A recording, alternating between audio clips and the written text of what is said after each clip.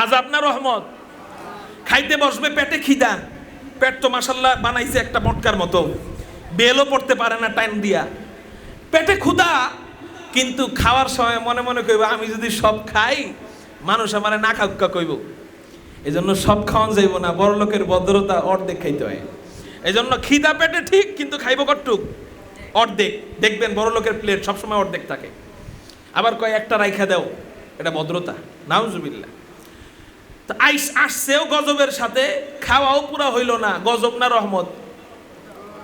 পেটে ক্ষুধা কিন্তু পুরা খাইতে পারে নাই, গজব না রহমত? তো খাইলেও গজবের সাথে। যাওয়ার সময় মনে মনে কয় দাওয়াত তো দিছে, এখন যদি বড় নোটটা না দেই খারাপ দেখা যায়, তো বের করার সময় বড়টা দিয়ে যায়, সবাই দেয় 5,000, হ্যাঁ দেয় 10,000, বড় লোক না। তো আসলেও গজবের সাথে, খাইলেও গজবের সাথে, গেলেও গজবের সাথে। আর এলাকার ইমাম সাহেব হুজুরে দাওয়াত দিছে, পান চাবাইতে চাবাইতে গরমের দিনে পাতলা একটা জামা পড়া রওনা দিয়ে দিছে, গেল আরামের সাথে। এই আমার হুজুর আইছে, আমার এলাকার হুজুর আইছে, ইমাম সাহেব আইছে, ওদিকে আপনারা ওদিকে তাকায়েন না, আমি বোঝানোর জন্য বলতেছি। আমার হুজুর আইছে, এই হুজুরে একটা ভিআইপি চেয়ার দাও, এই মহিলারা ওদিক চেপা যাও, হুজুরের সামনে এসো না, কি একটা সম্মান, হুজুরে ভিআইপি চেয়ার দাও। হুজুরের সামনে ওই যে বাড়ার জন্য লোকজন আসে যখন, এই বেটা কি আনছস তুই, একটা রোস্ট নিয়ে আইছস, রোস্টের পুরা ওই মুরগির যে পুরা বোল, ওই বোলটা হুজুরের লেগে নিয়ে হুজুরে বাচ্চা নিব, ঠিক না ভাই? ঠিক। গরুর গোস্তের পুরা খাসিটা নিয়ে, বোলটা নিয়ে, এরপর হুজুর বাচ্চা নিবে। এই ইজ্জত দেয় কে? তো যাওয়ার সময় হুজুর মনে মনে কয় মেয়েটার বিয়ে, আমারে দাওয়াত দিছে বাবা বড় আশা কইরা, তো সবাই টাকা দেয়, আমি একটু না দিলে কেমন দেখা যায়, একটু হাদিয়া দিই। পকেটে যেই হাত দেয় মেয়ের বাবারে কিছু হাদিয়া দেওয়ার জন্য, দৌড় দিয়ে আইসা হাতটা ধরে কয় হুজুর আপনার কষ্টের কামাই, এই টাকা খায়া বুঝে আমার মেয়ে শান্তিতে থাকবো, কোনো দরকার নাই, নেন আপনার জন্য আমি 3,000 টাকা ভাও করে রাখছিলাম, এটা নিয়ে যান, আসরের পরে একটু আমার মেয়েটার লেগে দোয়া করে দিয়েন। আসলে ঠিক না বে ঠিক? আইলো রহমতের সাথে, খাইলো রহমতের সাথে, গেল। আর এই বেটায় আইলো গজবের সাথে, খাইলো গজবের সাথে, গেল। এটা বুঝবেন ভাই, এক জায়গায় উদাহরণ নাই, সব জায়গায় উদাহরণ মিলেন আপনি। মুহতারাম হাজিরিন, তো বলতেছিলাম হুজুররা আলহামদুলিল্লাহ যতটুকু আল্লাহ রিজিক দেয় সব খায়। তো আমাদের মুস্তফা আল হুসাইনি রহমতুল্লাহ আলাইহি খাইতেছেন, মন বইরা খাইতেছেন, আর পাশে বুদ্ধিজীবীর ভালো লাগতেছে না। এখন হুজুরের একটা বাস দিব, হ্যাঁ হুজুরের বাস দিলে মজা লাগে। হুজুর কন্ত দেখি আমাকে এলাকার কুত্তা বিলাই মুরগির আড্ডি কেমনে চাবায়? হ্যাঁ খাইতেছে কি? মুরগির আড্ডি। প্রশ্ন করছে কি দিয়া? মুরগির আড্ডি দিয়া। আর উনি নিজে খাইতেছে কি দিয়া? চা দিয়া, রুটি। তো হুজুরে কয় আপনি এত বড় শিক্ষিত মানুষ, আপনি জানেন না আমাদের এলাকার কুত্তা বিলাই মুরগির আড্ডি কেমনে চাবায়? আমাদের এলাকার কুকুর বিড়াল মুরগির আড্ডি কেমনে চাবায় আজকে শুইনালন, সারা জীবন মনে রাখতে পারবেন। হুজুর কেমনে? আমাকে এলাকার বড় লোকেরা কোট্টাই পরা চা দিয়া রুটি যেমনে চাবায়, এলাকার কুত্তা বিলাই মুরগির হাড্ডি কেমনেই চাবায়। কথা বুঝেন নাই? ওয়াল কুরআনিল হাকীম, কুরআন হিকমত ওয়ালা। এই কুরআন যে পড়ে, এই কুরআন যে পড়ায়, আল্লাহ এদেরকেও হিকমতের জ্ঞান দান করেন, হিকমতের ভান্ডার দান করেন। এই জন্য দেখেন না মাঝে মাঝে টিভিতে টকশো হয়, ইউটিউবে দেখেন না মাঝে মাঝে টকশো হয়। টকশের সময় বড় বড় শিক্ষিতরা, বড় বড় ডাক্তার, ডক্টর, ব্যারিস্টার, বুদ্ধিজীবীরা এক সাইডে 4-5 জন বসে, আরেক সাইডে হুজুর বসায় কয়জনকে? একজনকে। মাগার বড় বড় বুদ্ধিজীবীরা, বড় বড় সাংবাদিকরা হুজুরকে নাস্তানাবুদ করার জন্য বহু চেষ্টা করে, মাগার কোরআনের জ্ঞান, হাদিসের জ্ঞান লাভ করার কারণে, ইলমে ওয়াহির বরকতে, ইলমে ওয়াহির নূরানি বরকতে আল্লাহ পাক রব্বুল আলামিন উপস্থিত সময় এমন যুক্তি মাথার মধ্যে দিয়ে দেয় যে বড় বড় বুদ্ধিজীবী ওই মুরগি চূড়ার মতো, শাহরিয়ার কবিরের মতো বুদ্ধিজীবীরা শিয়ালের মতো লেজ গুটায়া ওই মজলিস থেকে পালাতে বাধ্য হয়। এই জন্য বলি সন্তানকে আলেম বানান, ইনশাআল্লাহ কোনো দিক দিয়ে ঠকবেন না। আমাদের বাবারা ঠকে নাই, আপনারাও ঠকবেন না। আল্লাহ বুঝার তৌফিক দান করুক। আমার বয়ান শেষের দিকে চলে যাই। মূল কথা চলতেছিল যে আল্লাহ হিকমত দান করছেন হযরতে আয়েশাকে কুরআনের বরকতে। আয়েশাকে বলা হয়েছে, আয়েশা বলো তো দেখি হযরতে ইউসুফ বেশি সুন্দর না তোমার স্বামী মুহাম্মদ বেশি সুন্দর? আয়েশা যাই জবাব দিবেন, ডানে গেলেও সমস্যা, বামে গেলেও সমস্যা। এই জন্য আয়েশা হিকমতে জবাব দিলেন, দেখো আমি তো ইউসুফকে দেখি নাই, এই জন্য আমি জানি না কে বেশি সুন্দর। তবে আমি একটা জবাব দেই, শুনে নাও। একটা যুক্তি পেশ করতেছি, তোমরা মিলায় নিও। কয় কি যুক্তি? কয় হযরতে ইউসুফকে দেখা মিশরের রমণীরা হাত কাটছে হাত, কিন্তু আল্লাহর কসম করে বলি ওই নারীরা যদি আমার স্বামীর পুরা দেহ না শুধু কপালটা দেখতো, কপাল, ইউসুফের তো দেহ দেখছে, ইউসুফের চেহারা কেমন এটা দেখছে, ইউসুফের নাক কেমন এটা দেখছে, ইউসুফের হাত পা কেমন এটা দেখছে, ইউসুফের বডি কেমন এটা দেখছে, ইউসুফের ফিগার কেমন এটা দেখছে, এরপরে হাত কেটে ফেলছে। কিন্তু আল্লাহর কসম করে বলি ওই নারীরা যদি আমার স্বামীর শুধু কপাল মুবারক দেখতো, তাহলে শুধু হাত নয়, হযরতে হামজার মতো তাজা কলিজা কাইটা কাইটা দিয়ে দিত। এই হলো আমার নবীর চেহারা। এই জন্যই তো হযরতে আব্দুল্লাহ ইবনে সালাম ইহুদিদের পণ্ডিত ছিলেন। আব্দুল্লাহ ইবনে সালাম একটা গল্প বইলা, হাদিসের একটা গল্প বইলা আমার বয়ান শেষ করতে চাই। শুনবেন নি আপনারা গল্পটা? কারা কারা উঠে যাইবেন হাত উঠান তো। ওই যে উঠবে মনে হয়, উঠবেন নি? নবীজির হাদিসের একটা গল্প, মজার গল্প, একটা গল্প বইলা শেষ। মোনাজাত ওয়া আখির দাওয়ানা আলহামদুলিল্লাহ। আমি চাইছিলাম 10 মিনিটই বয়ান করুম, কিন্তু আপনারা মোটামুটি বাইরে থেকে দেখলাম অনেকে আসছেন, তো চিন্তা করলাম কষ্ট করে আসছে একটু কথা বলি, এজন্য বললাম একটা গল্প বইলে আমার বয়ান শেষ। হাদিসের গল্প। কিসের গল্প? সবচেয়ে উত্তম গল্প। মুসলমানরা নবীজির চেহারা দেখে প্রশংসা করছে, ওইদিকে আমি আর গেলাম না। নিজের দলের লোকের নেতার নিজের প্রশংসা, দলের নেতার প্রশংসা তো দলীয় লোকরা বলবেই। এই খেয়াল করেন, আওয়ামী লীগের প্রশংসা তো আওয়ামী লীগের নেতার প্রশংসা আওয়ামী লীগের লোকেরা তো করবেই, এটা স্বাভাবিক ব্যাপার। বিএনপির নেতার প্রশংসা তো বিএনপির পোলাপান করবেই। কিন্তু বিরোধী দল কি কখনো আরেক দলের প্রশংসা করে? তা আমার নবীর বিবি হযরত আয়েশা নবীজির চেহারার প্রশংসা করছে, এটা তো স্বাভাবিক বিষয়। বিবি স্বামীর প্রশংসা তো করবেই, এটা স্বাভাবিক বিষয়। তাহলে অস্বাভাবিক কোনটা? কয় নবীর দলের না, তারপরেও যদি নবীজির চেহারার প্রশংসা করে, এটা হলো আশ্চর্যের বিষয়।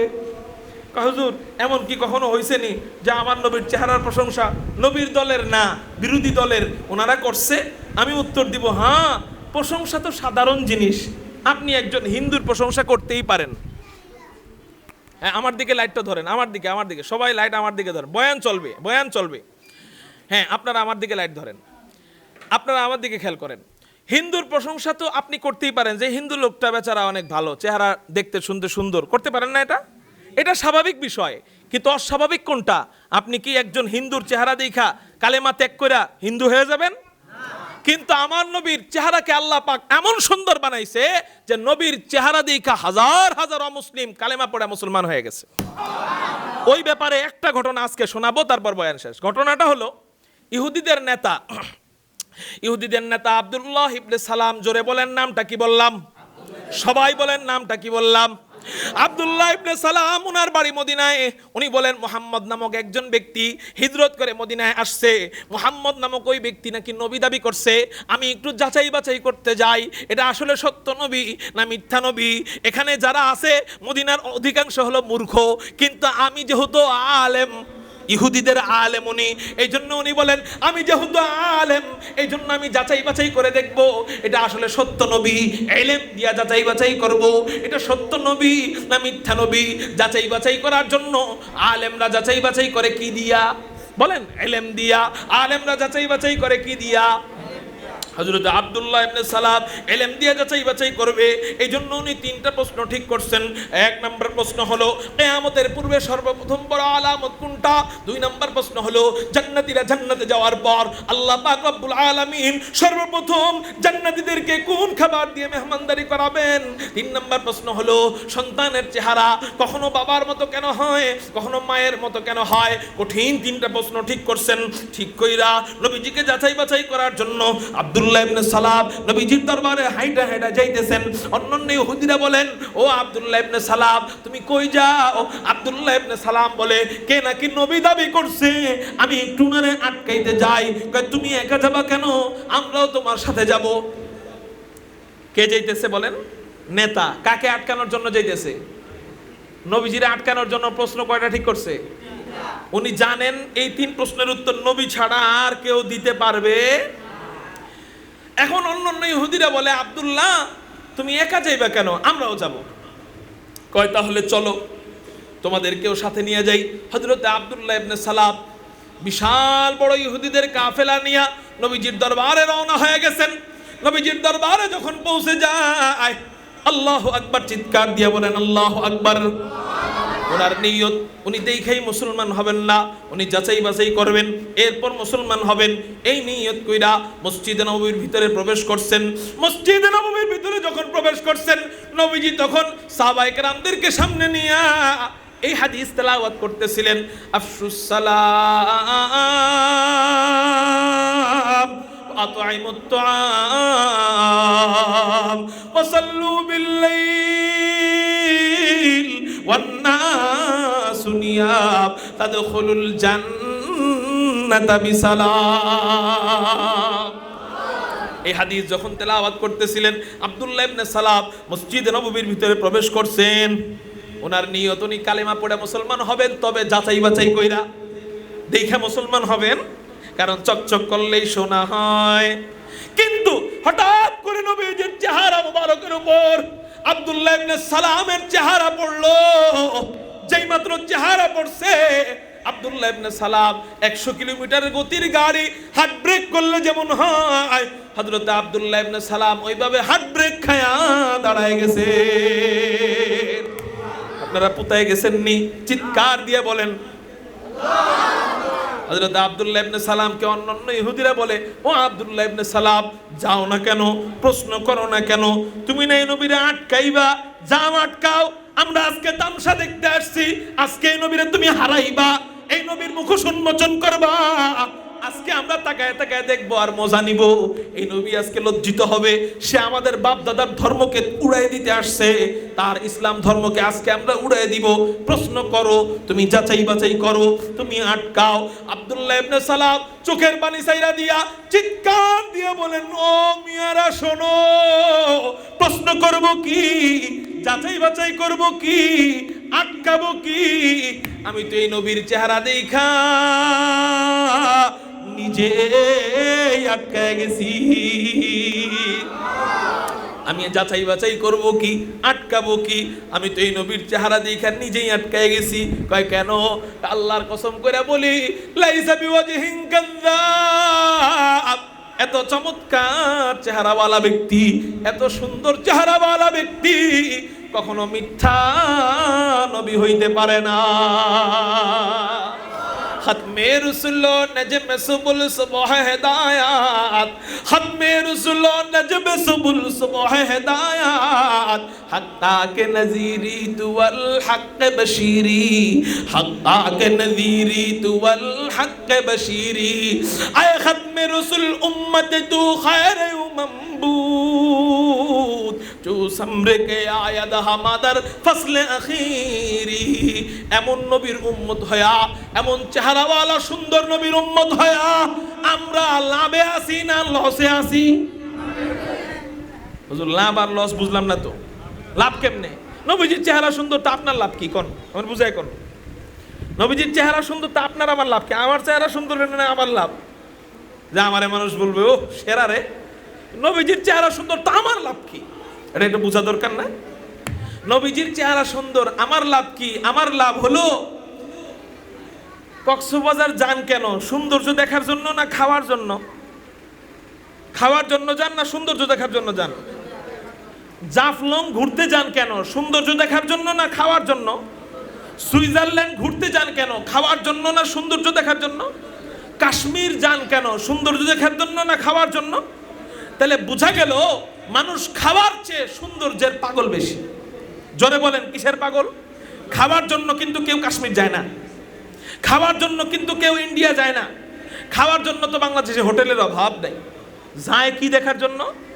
সৌন্দর্য দেখার জন্য।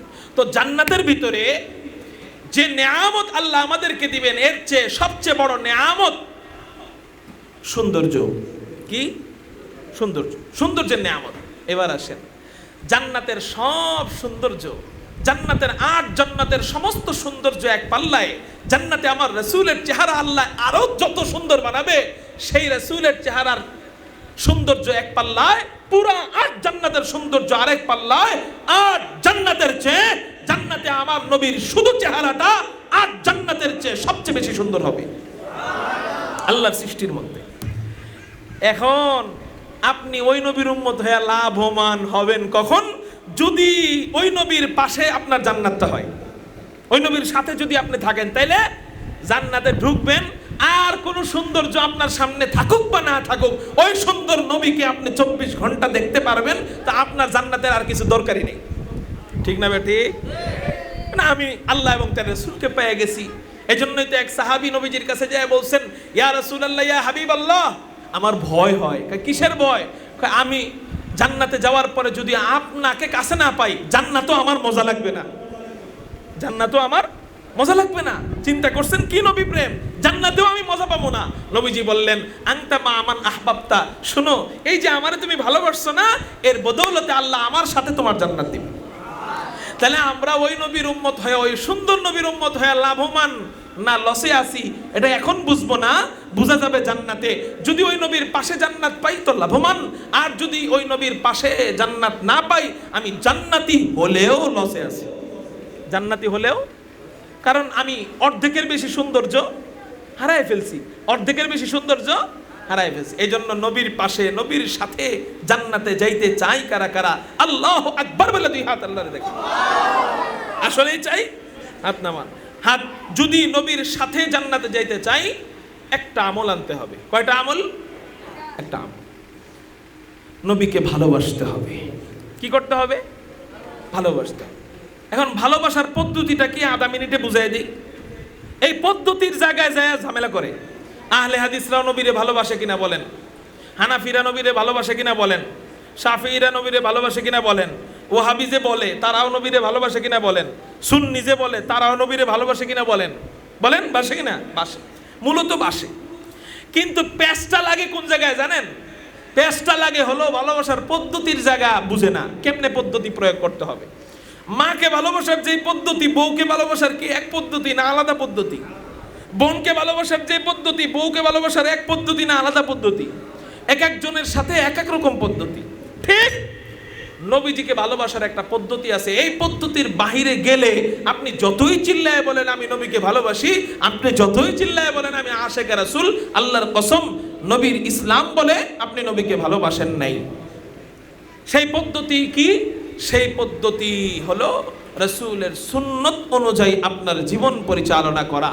মুখে বলার দরকার নাই রাসূল আপনারে ভালোবাসি, রাসূল আপনারে ভালোবাসি, নবী আপনারে ভালোবাসি, মুখে বলার দরকার নাই। রাসূলের সুন্নত আপনার বডিতে যখন আসবে, আপনার পরিবারে যখন ঢুকবে, আপনার সন্তানের পড়ালেখার জিন্দেগিতে যখন ঢুকাবেন, আপনার ব্যবসায়িক কালচারে যখন ঢুকাবেন, আল্লাহর কসম আপনি নবীরে তখন অটো ভালোবাসেন। আর নবী বলেন, আমি হাসরের ময়দানে আমার সাথে করে মান আহাব্বা সুন্নতি ফাকাদ আহাব্বানি ওয়া মান আহাব্বানি কানা মাই ফিল জান্নাহ, ওই সুন্নতকে মহব্বত করার কারণে সে আমার সাথেই জান্নাতে থেকে যাবে। তাহলে ওই সুন্দর নবীর উম্মত হইয়া আমরা লাভবান হব যদি সুন্নত মানি। কি মানি? আল্লাহ আমাদেরকে সুন্নত অনুযায়ী চলার তৌফিক দান করেন। তাহলে ভালোবাসার কয় কারণ? একটা কি? তো সুন্দর জৈনবীজিরে আল্লাহ পাক এমন দিছিল যে ধর্ম ত্যাগ করে